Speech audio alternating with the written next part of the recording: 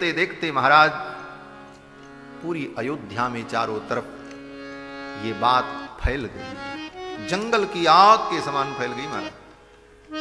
क्या फैल गई? बोले सब एक दूसरे से चर्चा करने लगे, कौशल्या ने जायो लल्ला, मोहल्ला में हल्ला सो मच गया। सभी मोहल्ले में हल्ला मच गया कि कौशल्या ने लाला को जन्म दिया। अब तो महाराज दौड़ दौड़ करके सब लोग श्री दशरथ जी के महल की ओर आने लगे। धीरे धीरे दशरथ जी के द्वार पर अपार भीड़ एकत्रित हो गई। अयोध्या के आसपास के जंगलों में, वनों में जो ऋषि मुनि महात्मा लोग समाधि लगा करके बैठे थे, तपस्या में निरत थे, उनकी समाधि छूट गई। समाधि छूट गई तो उन्होंने अपने श्रेष्ठ गुरुजनों से, मुनियों से पूछा, महाराज हमने तो 11 वर्ष की समाधि का संकल्प किया था, ये समाधि बीच में ही क्यों छूट गई? हमारा संकल्प तो 11 वर्ष की समाधि का था। तो महात्माओं ने कहा, वृद्ध महात्माओं ने, अनुभवी महात्माओं ने कहा, समाधि का फल क्या है? बोले समाधि का फल है अपने हृदय के अंदर परमात्मा का दर्शन करना। समाधि का यही फल है। यम नियम आसन प्राणायाम प्रत्याहार धारणा ध्यान समाधि। अष्टांग योग में जब भगवान का ध्यान हृदय में दृढ़ हो जाए और वहीं जाकर के हमारी बुद्धि टिक जाए, इसी का नाम तो समाधि। मुनियों ने कहा, महात्माओं ने कहा कि हृदय में भगवान का दिव्य दर्शन यही समाधि का फल है। और जब भगवान दिव्य रूप से अयोध्या में प्रकट हो गए तो अब समाधि की जरूरत क्या है? इसीलिए समाधि छूट गई। अब समाधि की जरूरत नहीं, अब तो चल करके भगवान का दर्शन करो।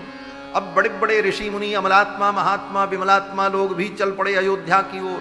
देखते देखते अयोध्या में अपार जन सैलाब एकत्रित हुआ दशरथ जी के द्वार पर और धूम मच गई महाराज। उत्सव मनाया गया। दशरथ जी महाराज ने अपना खजाना खोल दिया। सरबस दान दीन सब काऊ, जय पावा राखा नहीं ताऊ। सरबस दान दीन सब काऊ, सरबस दान दीन सब काऊ, जय पावा राखा नहीं ताऊ, जय पावा राखा नहीं ताऊ। सरबस दान दीन सब काऊ, सरबस दान दीन सब काऊ, सरबस दान दीन सब काऊ।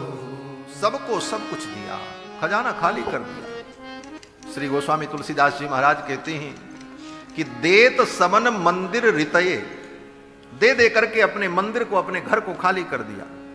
देत सबन मंदिर रितये, तुलसीदास पुनि भरे देखियत राम कृपा चितवनी चितये।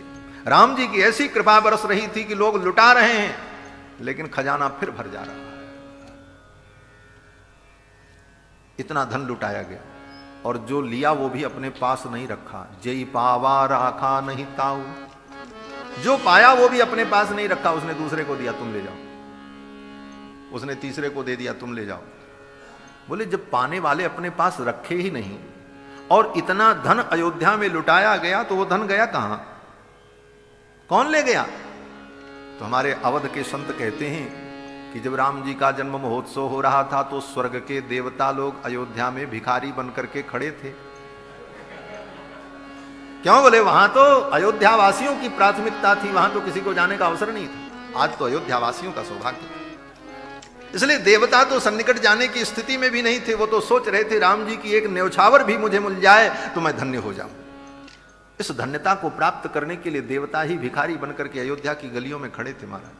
राम निछावर लेन देव हट होत भिखारी, देवता भिखारी बनकर के राम जी की न्यौछावर लूट रहे थे और लूट लूट करके ले जा रहे थे। अयोध्यावासी कर रहे थे ले जाओ, हमारे तो धन ठाकुर, ठाकुर से बड़ा धन कुछ हो नहीं सकता। धनम मदीयम तव पाद पंकजम कदानु साक्षात कर्माणि चक्षुष। भगवान ही तो परम धन है। पायो जी मैंने राम रतन धन पायो। तो भगवान परम धन को पा करके बंधुओं अयोध्यावासियों ने सब लुटा दिया। परम आनंद हुआ। लेकिन जब जाकर के देखते हैं तो खजाना भरा हुआ है।